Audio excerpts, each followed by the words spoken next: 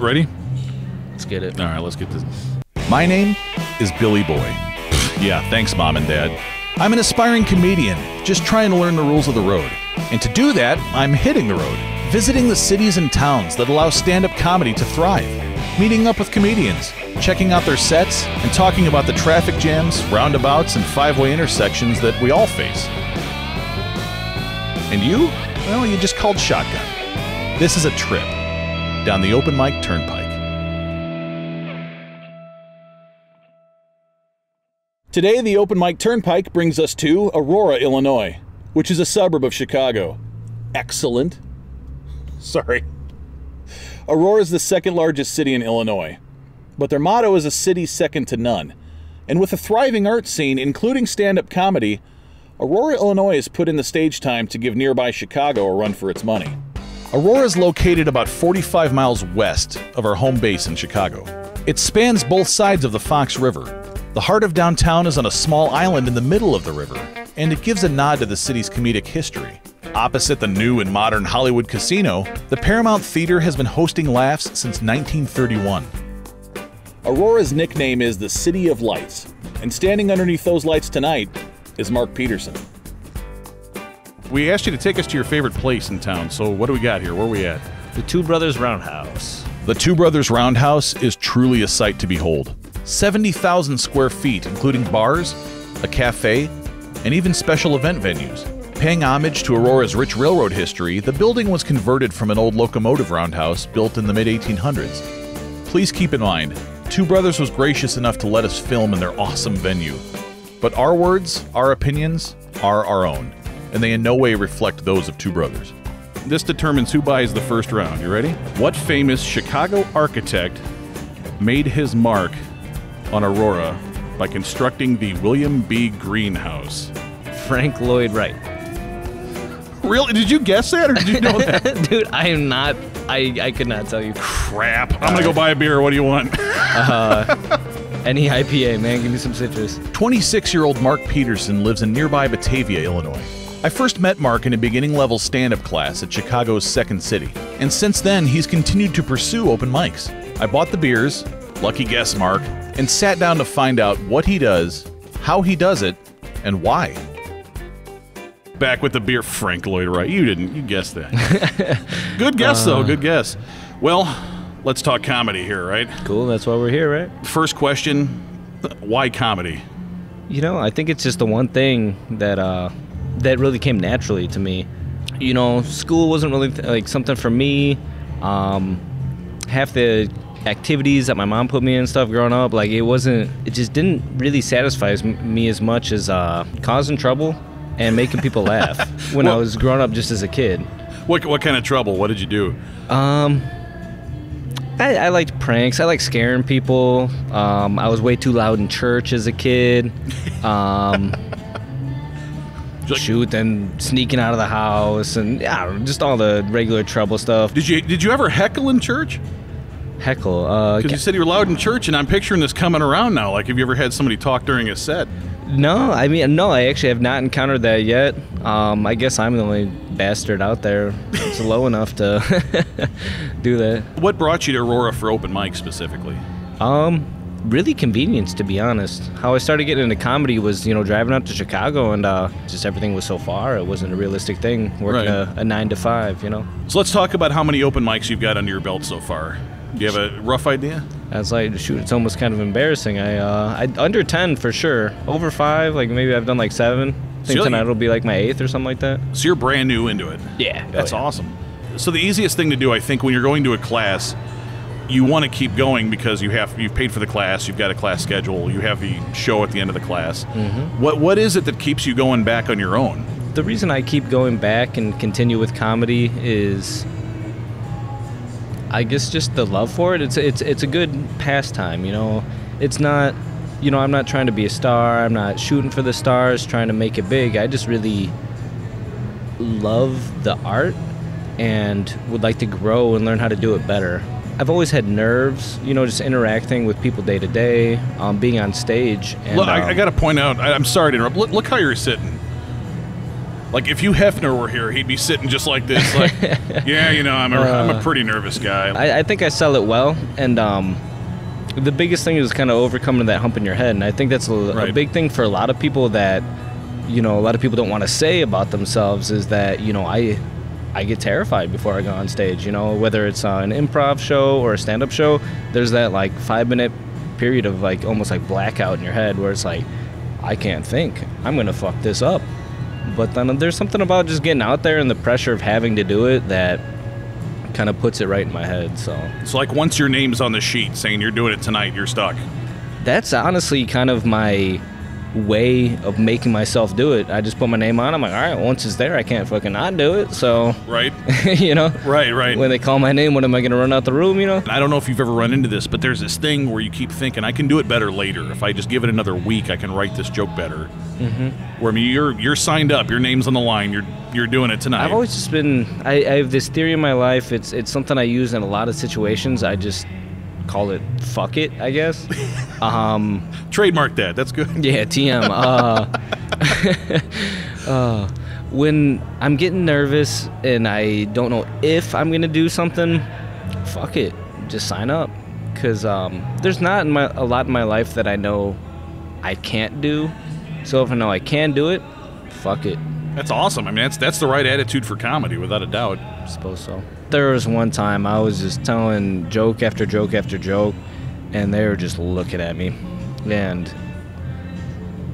it's at that point you're just like, fuck, man, what? Like, all right, I guess I'm just gonna sit here for a couple minutes and just keep talking while you guys just hang out, you know, not laughing. And that night though, it did eventually come together once I started talking about my penis. That kind of interested some people. I mean, once you start telling penis jokes, they're all about it. But you know, did they lean forward like penis? Yeah, kind of. You got to explain this one. Okay, cool. So it all started on Cinco de Mayo. Actually, this most recent Cinco de Mayo, I was hanging out with a bunch of my Mexican friends, and they're celebrating, and we're cooking, and I offered to help, so I'm cutting up a jalapeno, and here I am chopping her up, getting it all together, and I pick up all the pieces, throw it in a bowl. From there, I'm like, okay, I've been drinking, I gotta take a piss. I go into the bathroom and do my thing, wash my hands, and that's when I was just like, fuck, bro. I washed my hands after. So I got all that jalapeno juice shit on my dick, and went back out, and like I was just trying to keep my cool. Like I didn't want to tell anybody, so I was just kind of socializing, like with a warm penis. With a warm penis. Yeah, so it felt like puberty all over again, man. It wasn't right, but it was so right at the same time. Could anybody tell something was off? Or did you pull it off? You'd mentioned earlier faking the confidence. Were you able to fake that? Yeah, I think so. Even if anything, I would have made up a different excuse because I'm not trying to tell somebody my penis on fire, because then they're going to start thinking something else. Right. I just don't have enough beer in me yet. That's my problem. Yeah, okay. Yeah. I'm going to go to the fridge for 20 minutes and get some.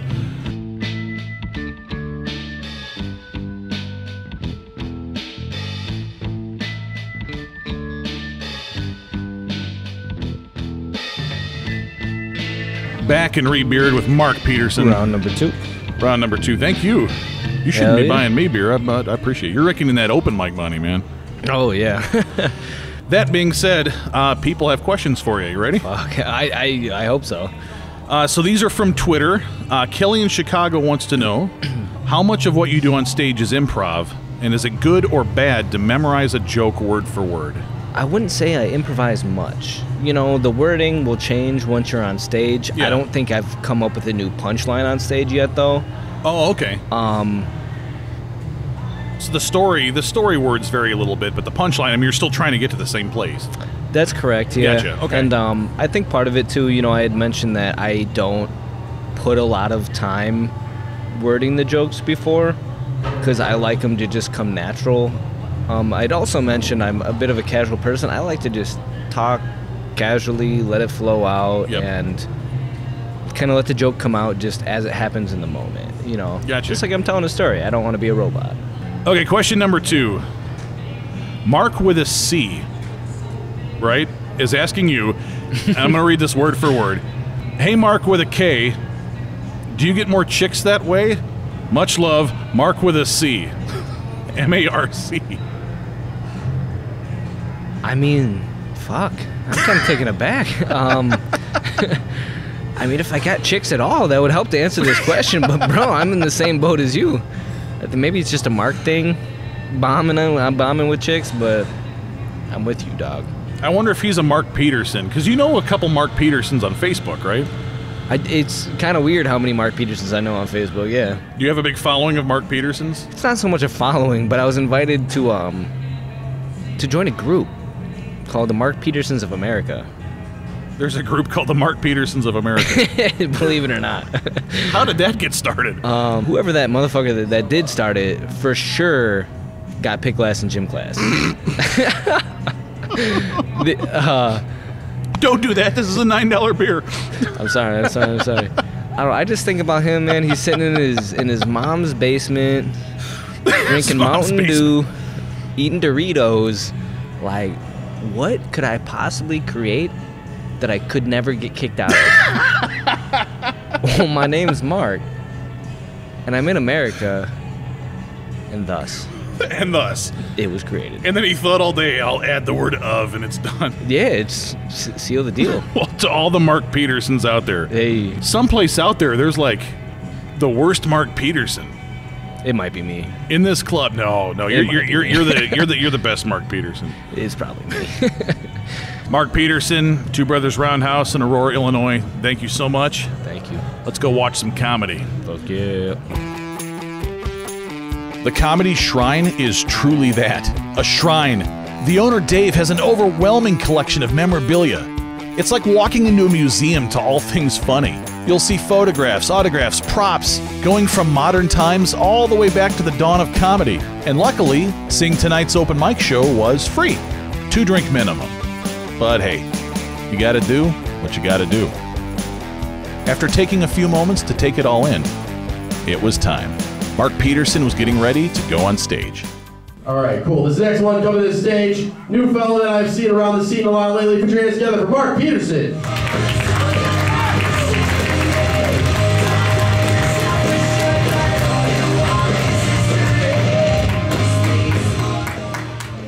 Howdy, gang. Hey. Oh, fuck, I said howdy. Alright, I'm Mark. I work retail.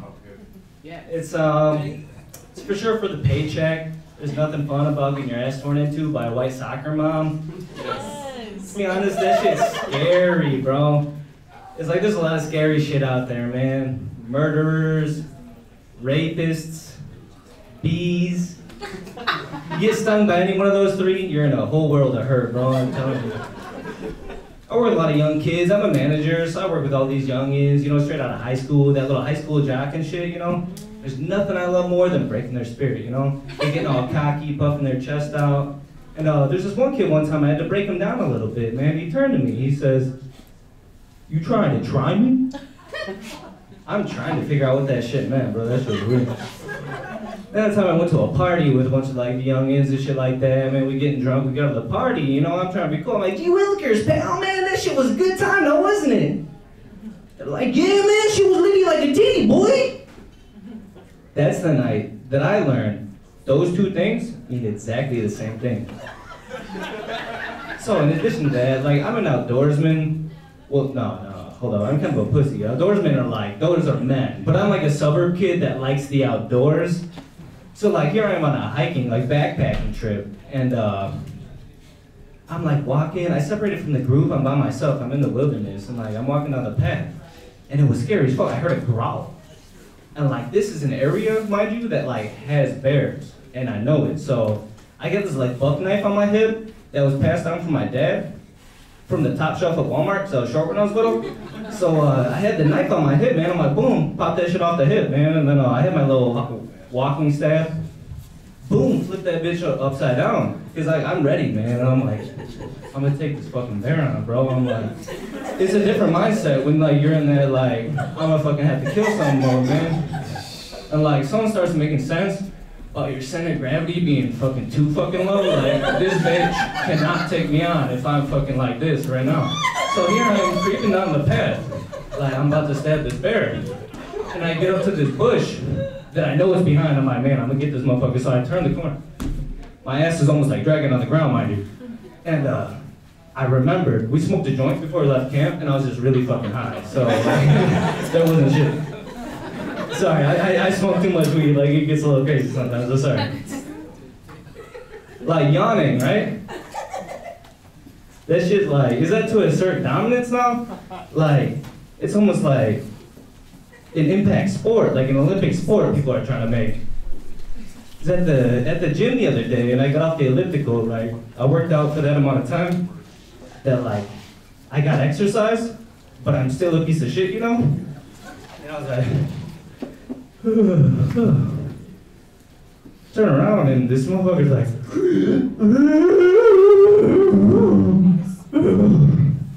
and he didn't just yawn, he like yawned at me. So like, I was confused, like, what the fuck's going on? I was like, you trying to try me, boy? Alright, that's all I got. Thank you, everybody.